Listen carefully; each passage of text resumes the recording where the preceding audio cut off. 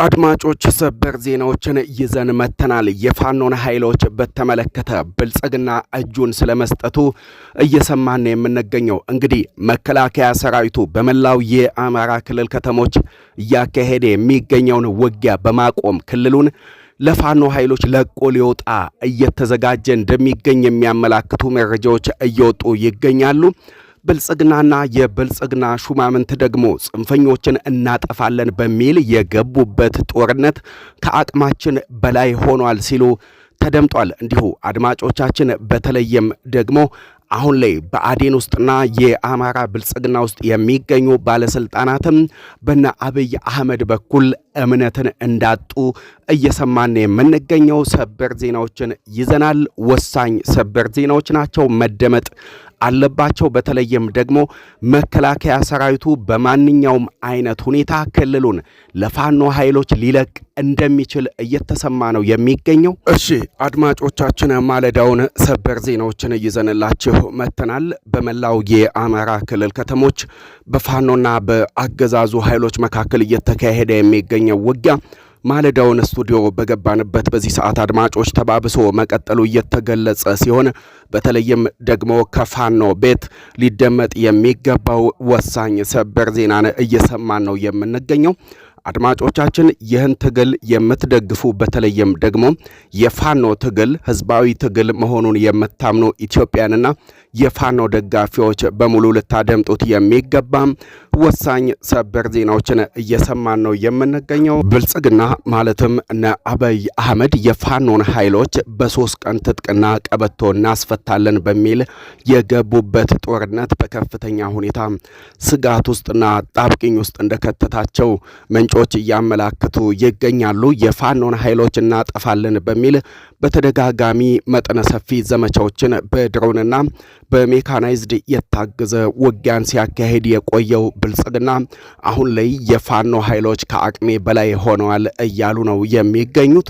እና አብይ አህመድ ከሰሞኑ በብልጽግና ሹማምንት በተለይም ደግሞ በአማራ ክልል ባለስልጣናት በብአዴን ባለስልጣናት ላይ ጥብቅ የተባለ ውሳኔን እያሳለፉ እንደሚገኙ የሚያመላክቱ መረጃዎች ይፋ ወጥተዋል። መከላከያ ሰራዊቱም የፋኖን ኃይሎች የፋኖን ክንድ መቋቋም ተስኖታል። ስለዚህ መከላከያው ክልሉን ለቆ ሊወጣ እንደሚገደድ የሚያመላክቱ መረጃዎች እንዲሁ እየሰማን የምንገኘው በዚህም የተነሳ ይመስላል ለብአዴን ባለስልጣናትና ለአማራ ብልጽግና ባለስልጣናትም ጥብቅ የተባለ ማስጠንቀቂያ እንደተሰጣቸው እንዲሁ ለመስማት ተችሏል ማለት ነው። አድማጮች ብልጽግና ሙሉ ለሙሉ የአማራን ክልል ከተሞች ለፋኖ ኃይሎች ለቆ ሊወጣ የሚችልበት አጋጣሚ ሊኖር እንደሚችልም ነው እየተገለጸ የሚገኘው። ይህንንም ተከትሎ በ4 ኪሎ ቤተ መንግስት የብአዴን ሹማምንትና የአማራ ብልጽግና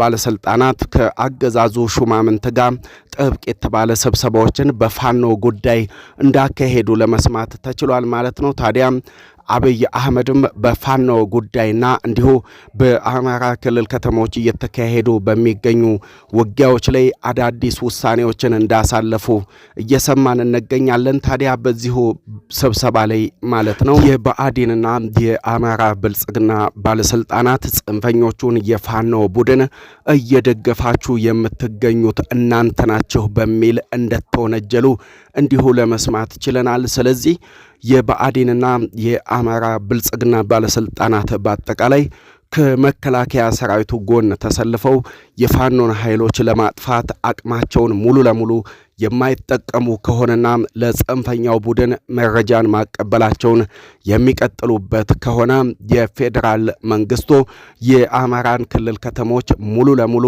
ለቆ ሊወጣ እንደሚችልና ከብአዴን ጋር ያለውን ድርድር በማቆም ከብአዴን ጋር ያለውን ግንኙነት በማቆም ከፋኖ ኃይሎች ጋር እንደሚደራደርና ክልሉንም ለፋኖ ኃይሎች ለቆ ሊወጣ እንደሚችል የሚያመላክቱ መረጃዎች ወጥተዋል። በዚህም የተነሳ ለብአዴን ባለስልጣናት ጥብቅ የተባለ ማስጠንቀቂያ እንደተሰጣቸው እንዲሁ ለመስማት ችለናል ማለት ነው።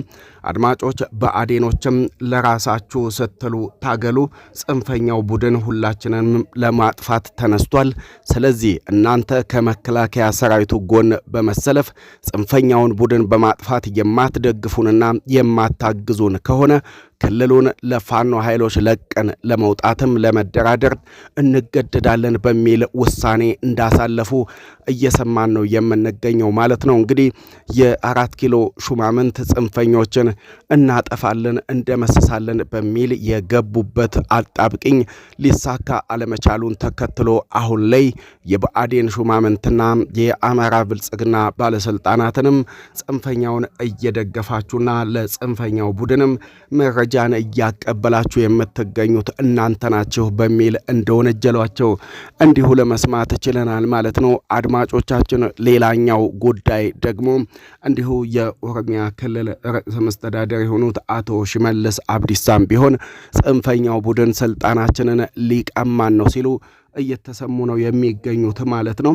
አድማጮቻችን ስለምትከታተሉን ስለምታደምጡን ከልብ እናመሰግናለን። በቀጣይ ቪዲዮቻችን እስከምንገናኝ ሰላም ጤና በያላችሁበት ይብዛልን እያልን እኛ ከወዲሁ ልንሰናበታችሁ እንወዳለን። ሰላም ሆኖልን